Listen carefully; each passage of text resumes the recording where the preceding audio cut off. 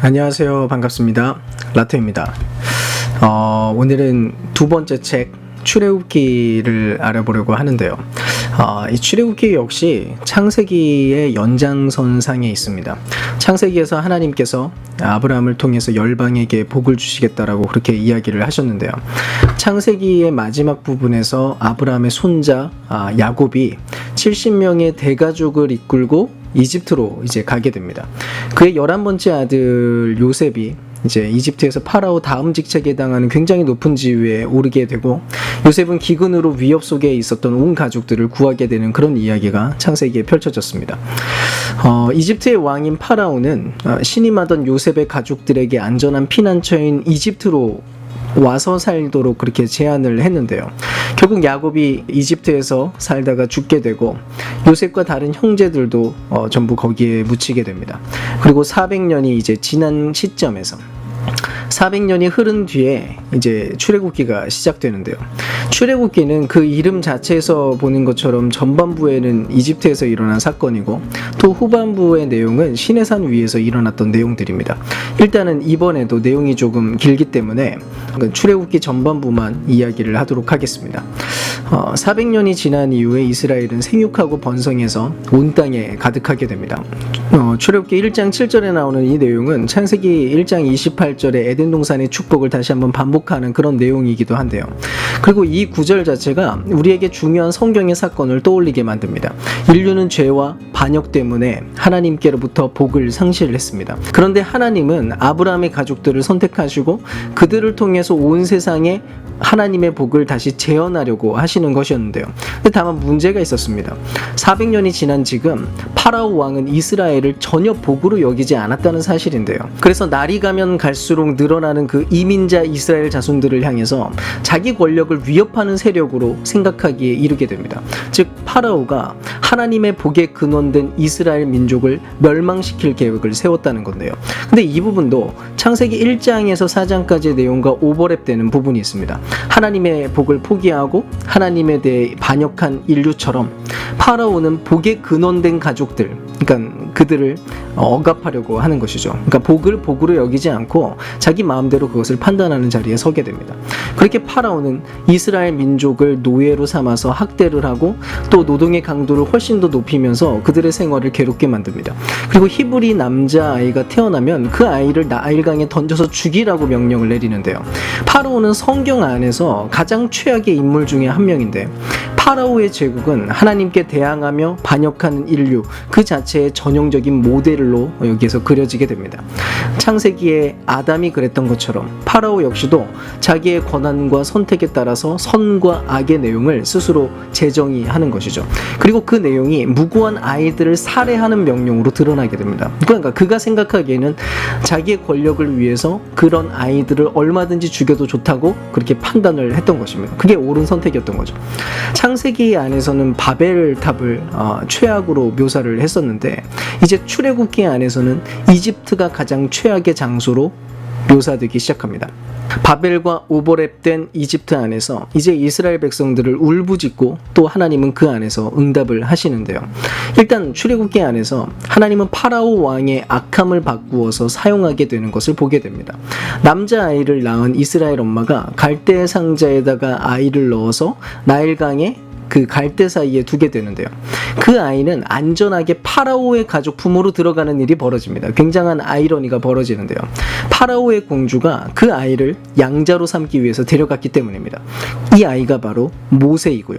어른이 된 뒤에 파라오의 그 악을 심판하는 도구로 이 아이가 쓰임을 받게 됩니다.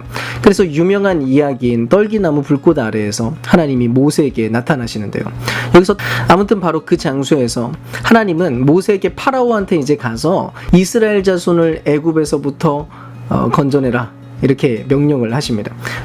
또 하나님께서는 파라오가 이스라엘 민족을 보낼 것에 대해서 거절할 것도 아시고 여러 가지 재앙으로 이집트를 심판하실 것이고 또 파라오의 마음을 완악하게 만들 거라고 하는 그 내용도 모세에게 이야기하십니다. 이제 이야기의 아주 주요한 사건인 하나님과 파라오의 대결 장면이 등장하게 되는데요.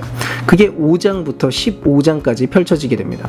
여기서 하나님이 파라오의 마음을 완악하게 만드신다고 하는 게 대체 무슨 의미일까요?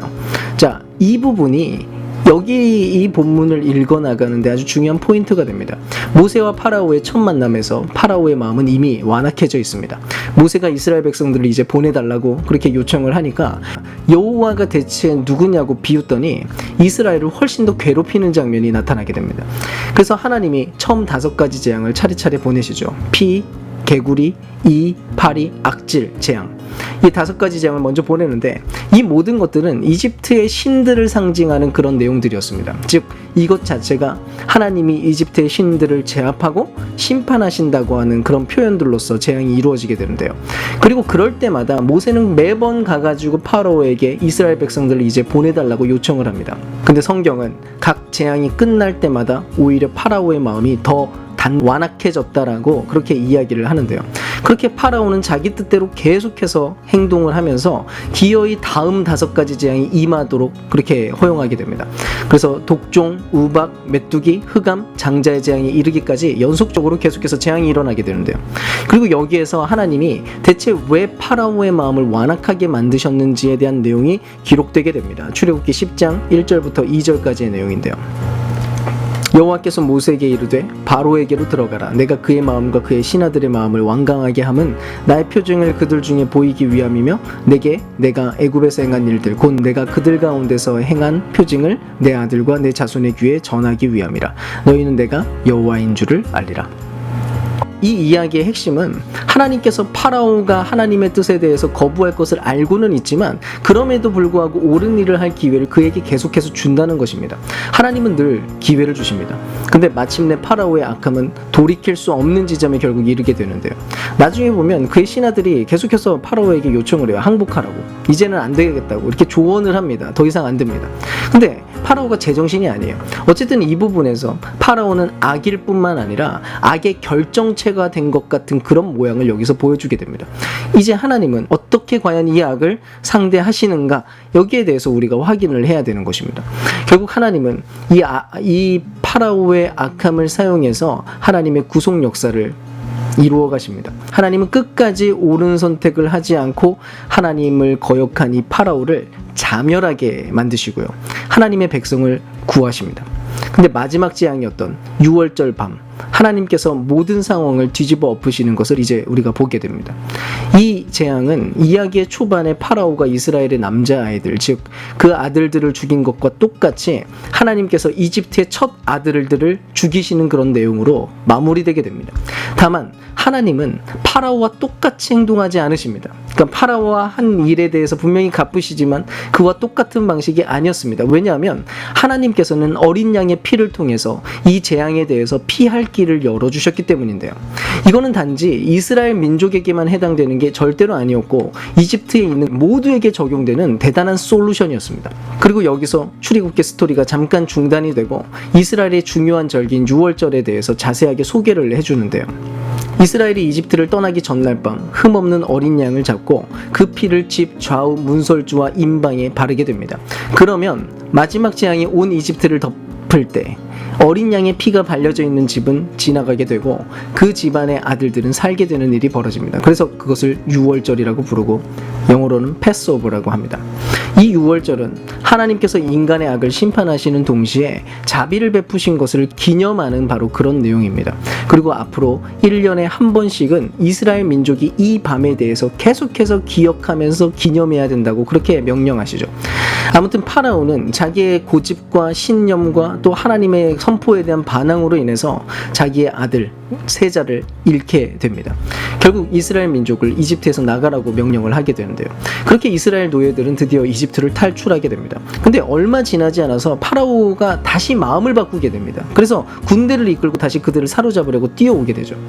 근데 이스라엘은 그때 홍해를 가르고 지나가게 되고, 근데 그 뒤를 쫓던 군대가 쫓아서 들어오다가 다시 합쳐진 홍해에 들어와서 전멸당하고 말게 됩니다. 즉 악의 세력으로 묘사된 파라오가 굳이 쫓아와서 자멸의 길을 택하게 된 것이죠. 그리고 이 출애굽의 이야기를 바다의 노래라고 부릅니다. 그리고 그 내용이 여호와께서 영원토록 다스린다고 선포하면서 하나님 나라에 대해서 시를 쓴 내용이 이제 이후에 등장하게 되는데요. 출애굽기 15장에 그 내용이 나옵니다. 내용은 간단합니다. 하나님께서 어떻게 세상의 악을 다루시는가, 또 악의 노예가 된 자들은 어떻게 구원하시는가에 대한 내용을 거기서 노래하게 됩니다. 또 하나님께서 약속의 땅으로 그의 백성들을 인도해 나가시고 하나님께서 그 가운데 임재해 계시겠다고, 거기에서 함께 살아가시겠다라고 하는 노래가 거기에 울려 퍼지게 됩니다. 즉, 이 찬송시는 하나님께서 그의 백성들의 왕이 되신다는 것이 대체 어떤 의미인지를 알려주는 바로 그런 내용들입니다. 아무튼 바로 이 부분에서 구원이라고 하는 단어가 처음 사용되게 됩니다. 즉, 위험으로부터 구출되었다라고 하는 그런 뜻인데요. 이제 이 모든 이야기를 듣고 나면 이제 들어야 되는 출애굽기에 대한 모든 구원의 소식은 다 들었다는 착각이 들기도 하는데요. 실제로 그래서 많은 이들이 출애굽기에 대한 얘기를 여기까지만 기억하는 경우가 굉장히 많습니다. 이 이후에 전개되는 상황이 근데 더 중요한데요. 솔직히 반전이 벌어지는데요. 이후 다시 스토리가 진행되는데 이스라엘 민족은 이제 시내산으로 가는 광야의 여정을 시작하게 됩니다. 즉, 이스라엘은 이제 사막을 거닐게 되는데요. 거기서 지치고 배고프고 방황하면서 지내게 됩니다. 그들은 너무 배고프고 목이 마른 나머지 모세에게 불평을 하게 됩니다. 심지어 그들을 구원해내신 하나님에 대해서도 원망을 쏟아놓는데요. 심지어 이집트 시절이 더 좋았다라고 그리워하기까지 합니다. 이유는 아마도 이것입니다. 대체 하나님이 뭘 하려고 우리를 이집트에서 탈출시켰는가? 왜 굳이 구원하셔가지고는 여기 이런 광야를 굳이 걷게 만드시는가? 여기에 대한 의구심이 든 것이죠. 아무튼 은혜가 많으신 하나님께서는 그들에게 계속해서 물과 또 음식을 공급하십니다. 너무나 멋진 구원의 역사가 끝나고 나서 이제 새롭게 형성된 이스라엘을 바라보는 이 전반부 마지막 장면을 읽다 보면 굉장히 어두운 질문을 우리가 떠올리게 되는데요. 과연 이스라엘의 마음은 파라오의 마음과 다르기는 한 걸까? 이들 역시도 파라오의 마음처럼 완악한 것은 아닐까 하는 바로 그런 의구심입니다. 이 내용에 대해서는 후반부에서 우리가 살펴보게 될 것입니다.